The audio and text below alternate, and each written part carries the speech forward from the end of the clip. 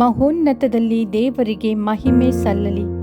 ಪವಿತ್ರ ಬಲಿಪೂಜೆಯ ದೈವವಾಕ್ಯ July 15 ಸೋಮವಾರ, ಸಾಧಾರಣ ಕಾಲದ 15ನೆಯ ವಾರ. ಪ್ರವಾದಿ ಯೆಶಾಯನ ಗ್ರಂಥದಿಂದ ವಾಚನ. ಪ್ರಭು ಇಂತೆನ್ನುತ್ತಾರೆ, ನೀವು ಅರ್ಪಿಸುವ ಅಸಂಖ್ಯಾತ ಬಲಿದಾನಗಳಿಂದ ನನಗೇನು ಪ್ರಯೋಜನ?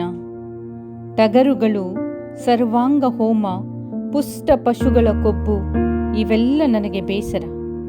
ಹೋತ ಹೋರಿಗಳ, ಕುರಿಮರಿಗಳ ರಕ್ತ ನನಗೆ ತಾತ್ಸಾರ. ನನ್ನ ಸನ್ನಿಧಾನಕ್ಕೆ ಬರುವಾಗ ಇದನ್ನೆಲ್ಲ ತರಬೇಕೆಂದು ನಿಮಗೆ ಹೇಳಿದವರಾರು? ನಿಮ್ಮ ನೈವೇದ್ಯಗಳನ್ನು ಇನ್ನು ತರಬೇಡಿ, ಅವು ವ್ಯರ್ಥ. ನಿಮ್ಮ ಧೂಪಾರತಿ ನನಗೆ ಅಸಹ್ಯ. ನೀವು ಆಚರಿಸುವ ಹಬ್ಬ, ಹುಣ್ಣಿಮೆ, ಸಾಬ್ಬತ್, ವಿಶ್ರಾಂತಿ, ನಿಮ್ಮ ಸಭೆಕೂಟಗಳು ನನಗೆ ಬೇಡ. ಅಧರ್ಮದಿಂದ ಕೂಡಿದ ಇಂತಹ ಸಮಾರಂಭಗಳು ನನಗೆ ಇಷ್ಟವಿಲ್ಲ. ನಿಮ್ಮ ಹಬ್ಬ, ಹುಣ್ಣಿಮೆಗಳು, ಉತ್ಸವ ದಿನಗಳು ನನ್ನ ಮನಕ್ಕೆ ವಿರುದ್ಧ. ಹೊರಲಾಗದ ಭಾರ, ಸಹಿಸಲಾಗದ ಬೇಸರ. ನೀವು ಕೈ ಎತ್ತಿ ಬೇಡುವಾಗ ನಾನು ಕಣ್ಣು ಮುಚ್ಚಿಕೊಳ್ಳುವೆನು.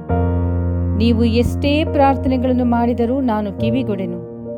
ಏಕೆಂದರೆ ನಿಮ್ಮ ಕೈಗಳು ರಕ್ತಸಿಕ್ತವಾಗಿವೆ. ತೊಳೆದುಕೊಳ್ಳಿರಿ, ನಿಮ್ಮನ್ನೇ ಶುದ್ಧ ಮಾಡಿಕೊಳ್ಳಿರಿ. ಕಣ್ಣಿಗೆ ಕಟ್ಟಿದಂತಿರುವ ನಿಮ್ಮ ದುಷ್ಕೃತ್ಯಗಳು ನೀಗಿ ಹೋಗಲಿ. ಕೇಡನ್ನು ಬಿಟ್ಟು ಒಳಿತನ್ನು ಕೈಗೊಳ್ಳಿರಿ. ನ್ಯಾಯ ನೀತಿಗಳಲ್ಲಿ ನಿರತರಾಗಿರಿ. ಹಿಂಸಾತ್ಮಕರನ್ನು ತಿದ್ದಿ ಸರಿಪಡಿಸಿರಿ. ಅನಾಥರಿಗೆ ನ್ಯಾಯ ದೊರಕಿಸಿರಿ. ವಿಧವೆಯರ ಪರವಾಗಿ ವಾದಿಸಿರಿ.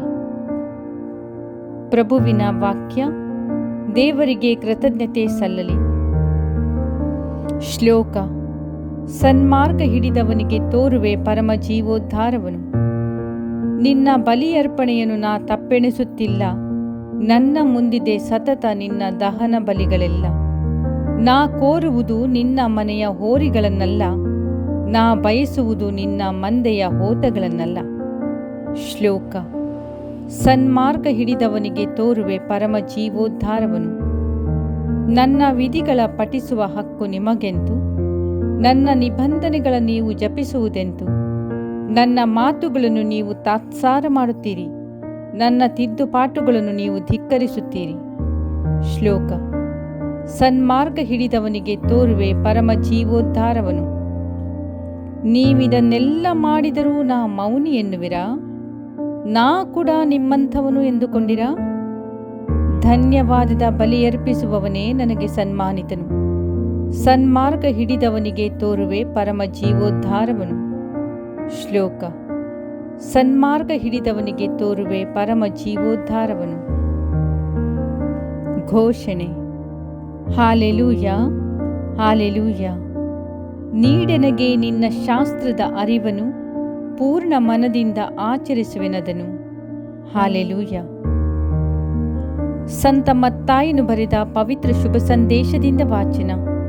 ಪ್ರಭು ನಿಮಗೆ ಮಹಿಮೆ ಸಲ್ಲಲಿ.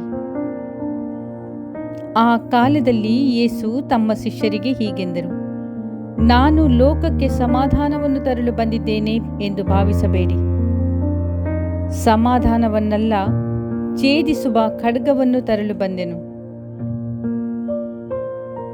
ತಂದೆಗೆ ವಿರುದ್ಧ ಮಗನಿಗೂ, ತಾಯಿಗೆ ವಿರುದ್ಧ ಮಗಳಿಗೂ, ಅತ್ತೆಗೆ ವಿರುದ್ಧ ಸೊಸೆಗೂ ಭೇದ ಹುಟ್ಟಿಸಲು ಬಂದೆನು.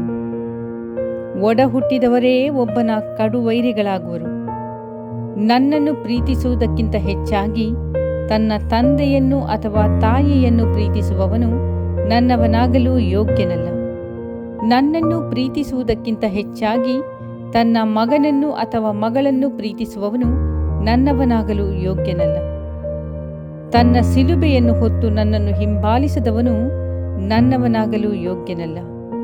ತನ್ನ ಪ್ರಾಣವನ್ನು ಕಾಪಾಡಿಕೊಳ್ಳುವವನು ಅದನ್ನು ಕಳೆದುಕೊಳ್ಳುತ್ತಾನೆ. ನನಗೋಸ್ಕರವಾಗಿ ತನ್ನ ಪ್ರಾಣವನ್ನು ಕಳೆದುಕೊಳ್ಳುವವನು ಅದನ್ನು ಕಾಪಾಡಿಕೊಳ್ಳುತ್ತಾನೆ. ನಿಮ್ಮನ್ನು ಸ್ವಾಗತಿಸುವವನು ನನ್ನನ್ನು ಸ್ವಾಗತಿಸುತ್ತಾನೆ.